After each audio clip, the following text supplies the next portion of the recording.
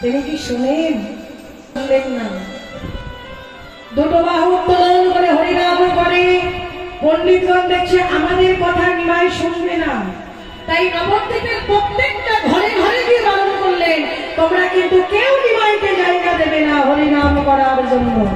আর যদি তোমরা কেউ জায়গা ভিক্ষা দাও তাহলে তোমাদেরকে এক ঘরে করে রাখা হবে। হরি বল। মহাপ্রভু প্রত্যেকটা দাঁড়ে দাঁড়িয়ে গিয়ে জায়গা ভিক্ষা করলেন। অগো, তোমরা আমাকে একটু জায়গা ভিক্ষা দেবে গো, দেবী আমাকে একটু জায়গা। কি করবো জানো? আমি হরিনাম করবো, কৃষ্ণ নাম করবো, কিন্তু কেউ জায়গা ভিক্ষা দিল না। মনের দুঃখে মনের কষ্ট নেই, প্রভু নাম গাইতে গাইতে চলেছে আপন মনে। হঠাৎ রাস্তার মধ্যে এক ভক্তের সঙ্গে দেখা। তো ভক্তটাকে, সেই ভক্ত ছুটে এসে মহাপ্রভুর চরণে আছাড় খেয়ে পড়েছে।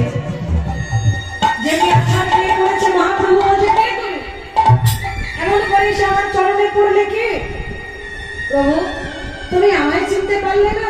তুমি তো বললে যে তোমার 40 বছর পরে আসতে বললে আমায়, আর তোমার 40 বছর পরে আমি যাবো, এই কথা তুমি বলেছিলে, আর এখন তুমি ভুলে গেলে।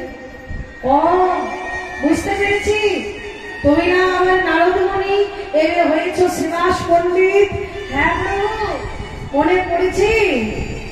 বাবা, ভালোই হলো। শ্রীবাস, তুমি আজকে আসনি, আমার গোবিন্দ তোমাকে এখানে পাঠিয়েছে। প্রভু, তুমি কাঁদছ? তোমার চোখে জল কেন প্রভু? যার জন্য জগৎ বিশ্ব ব্রহ্মাণ্ড কাঁদে, সেই ভগবান আবার তার জন্য কাঁদে। শ্রীবাস, শ্রীবাস, তুমি আমাকে একটা জিনিস দেবে? দয়া নেই। কি চাইছো আমার কাছে? কি আছে আমার? আমি দেব। আমার কাছে যা কিছু আছে সবই তো তোমার দেওয়া।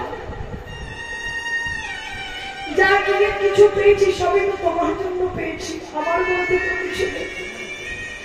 তাহলে তোমাকে আমি কি দেব? শ্রীবাস, আমাকে একটু জায়গা ভিক্ষা দেবে? শ্রীবাস যেই বলেছে জায়গা ভিক্ষা দেবে, সঙ্গে সঙ্গে শ্বাস করে বলছে, বরাবর এ তুমি কি বলছো? আমি তোমাকে জায়গা ভিক্ষা দেব?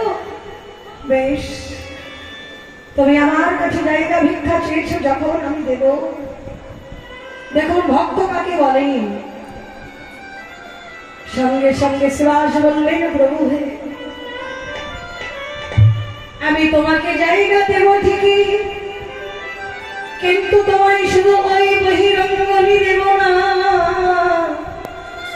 আজ থেকে আমার বহিরঙ্গন অন্তরঙ্গ আমি দুই তোমার চরণে সমর্পণ করলাম। চরণে সমর্পণ। ও